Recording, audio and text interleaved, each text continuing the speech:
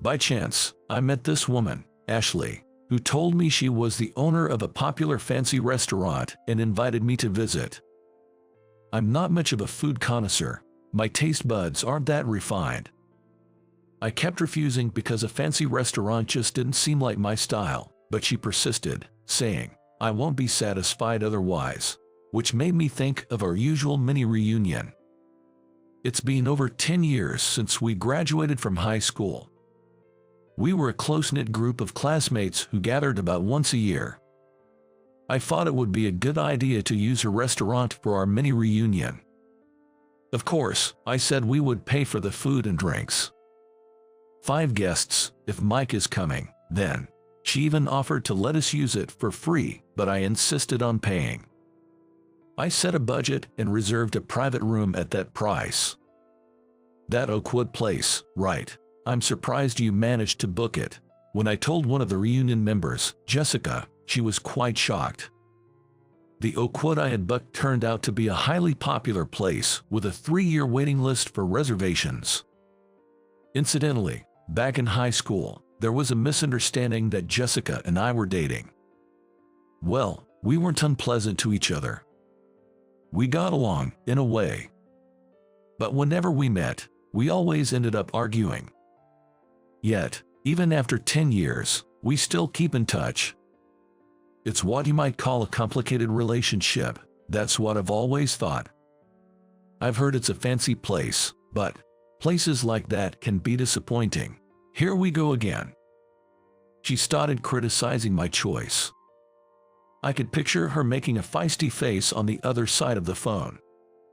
"Don't come if you don't want to. I'll go, because..." She hesitated. I knew why. Because this year is special, after all. While it was a regular reunion, this time was not just any mini reunion. Still, it's weird, isn't it? She was fixated on how I chose and managed to book this restaurant. Because Mike, you prefer more casual places, right? She sensed there was something more to it. Her intuition was not to be underestimated. But given the circumstances, I couldn't just openly talk about it. Persistent, aren't you? It doesn't matter either way. I managed to dodge the question. The circumstances I didn't share even with my complicated friend. My unexpected encounter with Ashley, the young owner of the restaurant. I work on the manufacturing line at a commercial kitchen equipment factory, and I usually finish work on time due to my shift schedule. But about 10 days ago, that night, I had to work overtime due to a large order. Since the next day was a day off, I ended up going out for drinks and dinner with my colleagues. That's why I was walking home late, and it was just after 11 p.m. when I passed by a playground near my house. As I strolled by, slightly tipsy, I sensed someone in the corner of the park. I could hear voices and, under the nearby street light, make out the faint outlines of 2 figures. It was a man and a woman, one-on-one. I assumed it was just a young couple getting cozy in the park at night. I was single and didn't have a girlfriend. I was curious, and part of me was even a bit excited at the thought that they might start a romantic scene. But I didn't want to witness that, so I decided to quickly walk by. However, the next moment, the mumbling voices suddenly turned into a scream close to a cry for help from the woman. It was a clear call for help. I involuntarily stopped in my tracks and looked towards the park. The couple was scuffling. The woman pushed the man away. The man, who fell on his buttocks, looked up at the woman and yelled something. As I stood there watching, the woman ran towards me. Meanwhile, I noticed something shiny in the hand of the man sitting on the ground. A knife. It was definitely some kind of blade. I didn't know the details, but it was clear there was a violent dispute. I was just a passerby. I didn't want to get involved, but I couldn't just ignore it either. While I was thinking about what to do, my body, embarrassingly, froze as if I was petrified, unable to move. Then, the woman rushed over and clung to me. Instinctively, I shouted, "Hey you," at the manual, At that, the man flinched and then ran off as if he was rolling away. I watched the man's retreating figure in a daze. It seemed unlikely that the man would return, and I even felt grateful that he had run away. I'm not proud of it, but I'm not confident in my physical strength. If he had come at me, I wouldn't have stood a chance. "Thank you very much," the woman said, bringing me back to reality. She was dressed casually in jeans, and she looked about my age or slightly older. This woman was Ashley, the young owner of the restaurant. "Are you okay? Any injuries?" "Yes, thanks to you, I'm fine," she said, combing her long black hair that had become disheveled with her fingers. I looked in the direction the man had fled and turned back to her, asking, "Who was that guy? Shouldn't we call the police?" She then looked down, sighed, and her shoulders slumped. I escorted her to a safe place where there were more people around. On the way, she shared her story with me. That man was a former apprentice chef at the restaurant where she worked as a young owner. He was inept and constantly got scolded by his seniors and the head chef, so she had intervened on his behalf once out of pity. However, he misunderstood her kindness as personal interest in him. At first, he was just overly friendly at work, but then he started asking her out on dates and waiting for her after work, escalating his behavior. Distressed, she had a meeting with her father, who was also the owner of the restaurant. There, she made it clear to the man that she had no romantic feelings for him. Following that, the man quit the restaurant. That was supposed to be the end of it. But tonight, somehow he knew I was visiting a friend and suddenly approached me on my way back. That's what led to the commotion. Fortunately, she wasn't injured, and since the man was timid by nature, they decided to have her father sternly reprimand him again. They didn't want to involve the police because it could affect the restaurant's reputation. I couldn't help but worry if a timid person like him might cause more trouble later, but I decided not to interfere further. As we parted, she invited me to her restaurant as a gesture of gratitude. "Well, maybe some other time," I replied, intending it as a mere formality, and we exchanged contact information. "Definitely, I'll be waiting," she said. She looked at me with tearful eyes and said. A few days later, she contacted me and invited me back to the inn. I was hesitant about the formality of it all and didn't think the fancy restaurant was my style, so I declined. "Please let me thank you. After all, Mike, you're my life's savior." Eventually, being elevated to the status of a lifesaver, I was at my wit's end. Despite my repeated attempts to decline, she persisted with, "I won't be satisfied otherwise." That led me to the idea of hosting our usual mini reunion at her restaurant. On the day of the mini reunion, the group consisted of me, Jessica, who was once mistaken for my girlfriend, and 3 others, 2 men and 1 woman, making a total of 5. We met at the nearest station and headed to the restaurant, but the grand entrance alone intimidated all 5 of us. It feels out of place, like I might wet my pants. In an era of accessibility, this threshold is too high. I don't even know how to order wine. My heart is full before my stomach is. Voices of unease came from everyone. I too wanted to run away if possible. But as it turned out, I was the organizer this time. Gathering my courage, I led the way through the gate. After I gave my name for the reservation, a receptionist in a nice suit guided us to a private room. Once we were inside the private room, it was exclusively ours. This helped ease everyone's tension a bit. Tyler must be freaking out being brought to a place like this, Jessica whispered, still seemingly nervous. I whispered back, "It's fine to experience this once in a lifetime." "Oh wait, it's not just once in a lifetime, is it?" Then everyone looked at each other and burst into laughter. Everyone burst into laughter, not because Jessica and I were whispering. It was because of what I said about it not being once in a lifetime for Tyler. Tyler was the sixth member of our group who was supposed to be here. 2 years ago, he suddenly passed away in a traffic accident, another friend of ours. This mini reunion was special not just as a tradition, but also as the third anniversary of his passing. It might be disrespectful to laugh about Tyler, but we've come to a point where we can. Finally. Soon, drinks and food were served, and the reunion, doubling as a memorial for Tyler, began. 2 of the 3 other attendees, a bit shyly, announced they were a couple. The remaining man, Ethan, congratulated them, saying Tyler would be surprised to see them outdoing me and Jessica. What do you mean, outdoing me and Jess? Yeah, there's nothing going on between Mike and me. Jessica and I objected in unison, while Ethan just grinned. This Ethan. In high school, he was one of those who firmly believed Jessica and I were a couple. Even now. But it was Tyler, not Ethan, who had spread the rumor about Jessica and me in high school.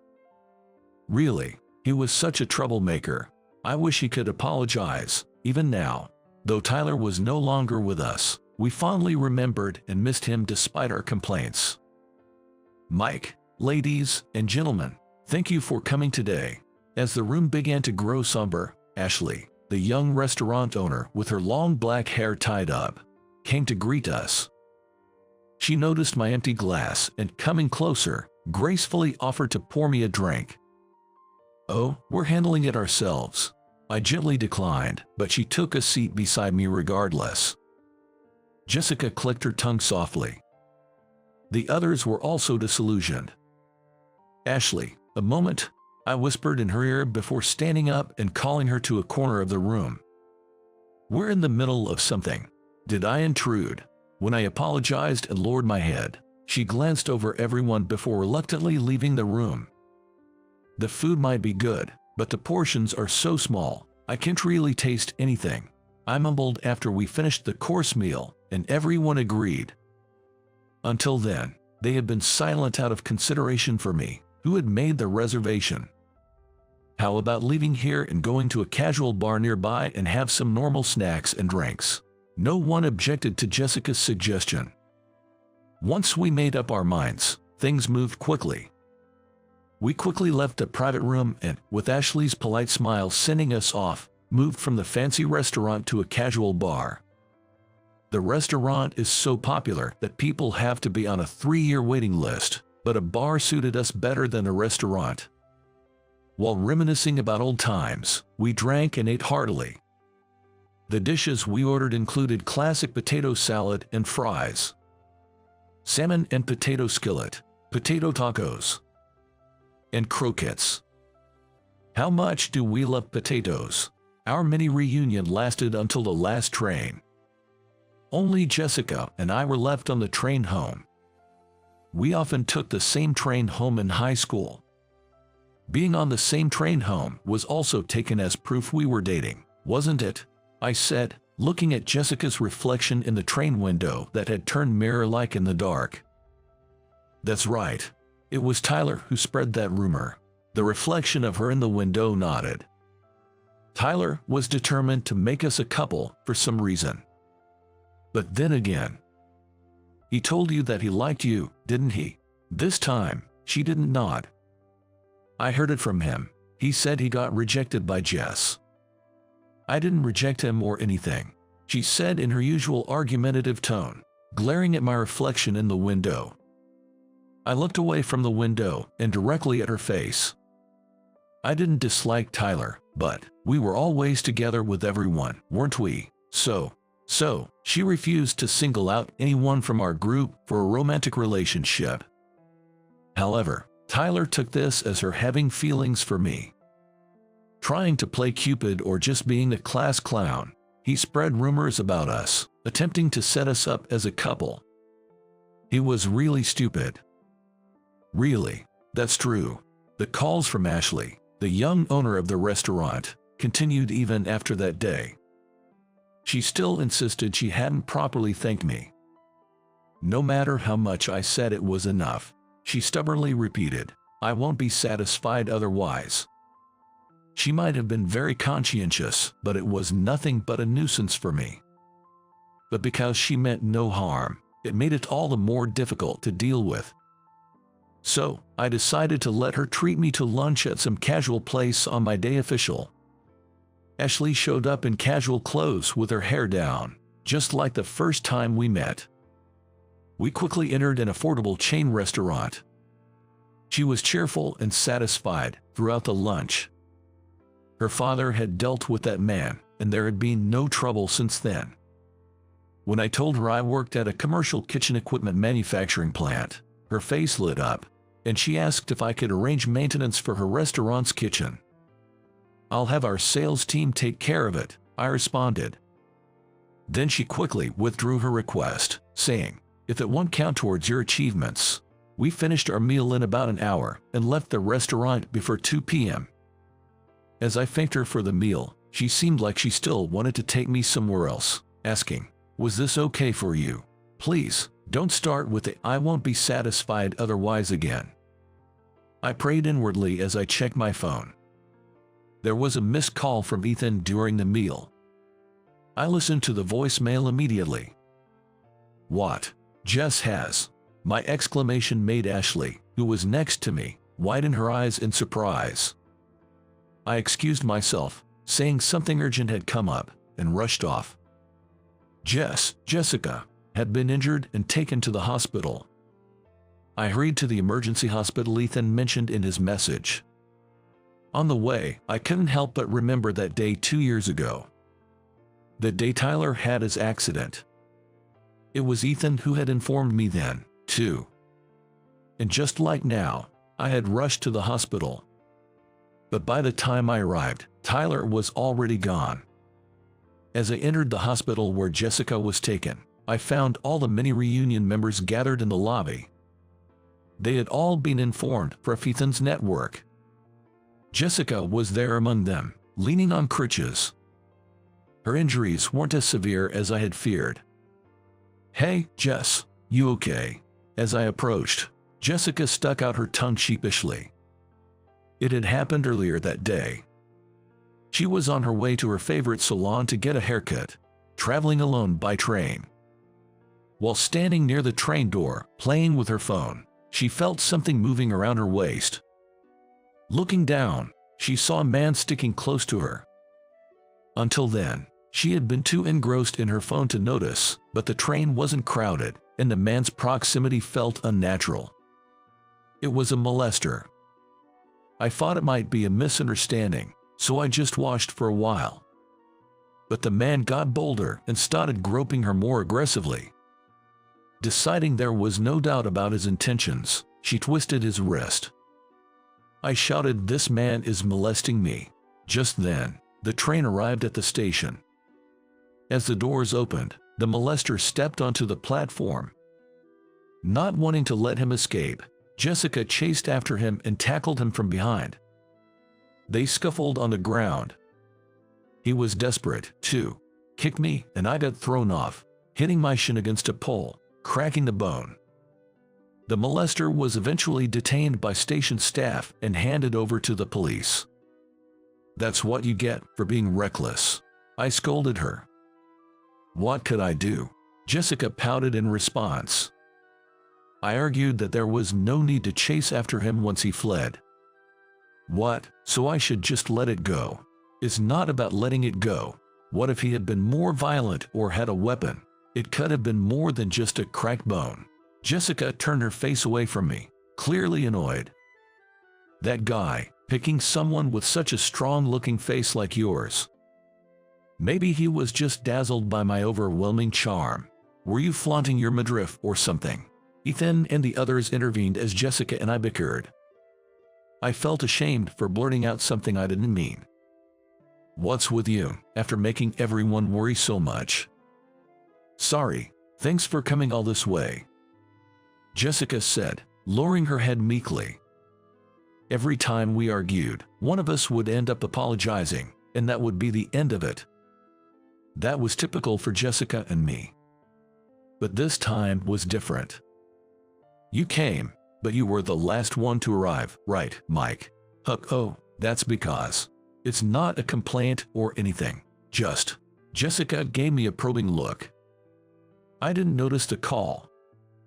I stammered in response. It wasn't work today, right? She could see right through me. Were you on a date or something? Her intuition was always sharp. But it wasn't exactly a date. So I clarified. No, it's not exactly a date. Then I realized what I had implied. I had just given myself away. Sorry for interrupting. Say hi to your girlfriend for me. As we left the emergency hospital, Jessica said, "Thanks for coming on your day off," to everyone. She insisted she could go home alone, but since we were heading in the same direction, I decided to accompany her. She wanted to take the train to avoid unnecessary expenses, but on the way to the station, I hailed a taxi and we both got in. It was somewhat awkward. "Are you mad?" I asked tentatively. "Mad about what?" "I'm just reflecting on making everyone worry unnecessarily about me being late today. It wasn't a date," I explained, and she gave me an exasperated look. "Really, it wasn't a date?" "Look, Mike, whether you're dating or not doesn't matter to me. I'm just grateful you cared enough to come. After all, we were just old high school classmates bound by a long-standing connection." Was she trying to say it was nothing more and nothing less? But still, today wasn't a date, not at all. I wasn't satisfied. I didn't want Jessica to think I had been on a date with Ashley, the young owner of the restaurant. So, I shared with her the story of how I met Ashley, something I hadn't told anyone before. After hearing my story, Jessica, with a half-teasing smile, said, "Seems like you were quite pursued.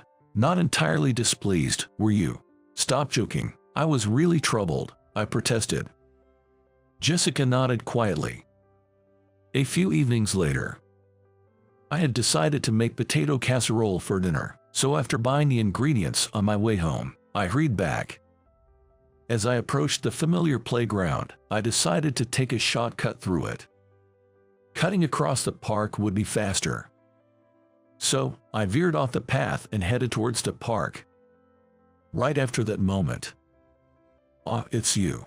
Right after I entered, a young man with both hands gripping a knife and squatting awkwardly blocked my path. I knew immediately who it was. It was the man who had been following Ashley. His hands were trembling as he held the knife. Even with my lack of confidence in physical confrontations, I felt I might be able to handle him. "I'm going to catch this guy."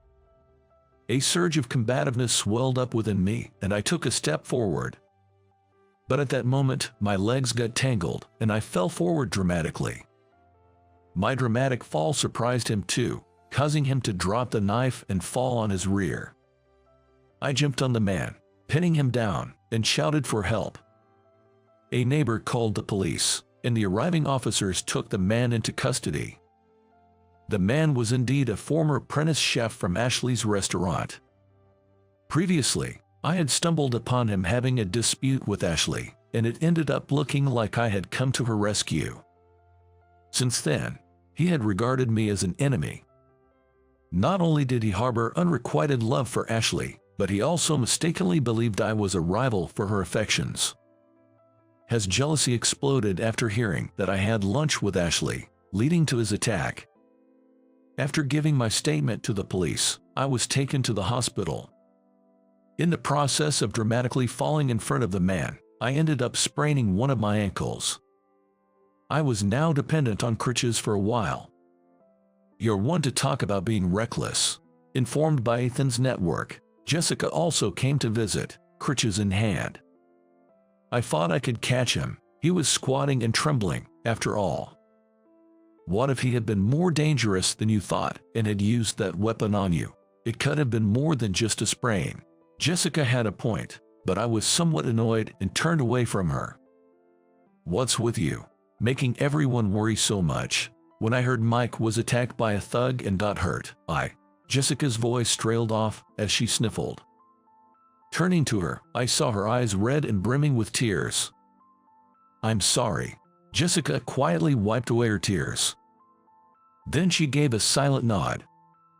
Normally, our arguments would end as soon as one of us apologized, even if it had escalated to a shouting match. But this time, seeing her tears, I couldn't just let it end there. I'll say it again, just to be clear, that last time wasn't a date. I told you, I don't care about that. Stop being so persistent. I'm not being persistent. I just want to make things clear. Fine, I'll let it slide then, Jessica said, crossing her arms and turning away. That sounds a bit grudging. What else should I say then? Imitating Ashley, I suggested. I won't be satisfied otherwise, maybe. Jessica then slowly turned her head and glared at me.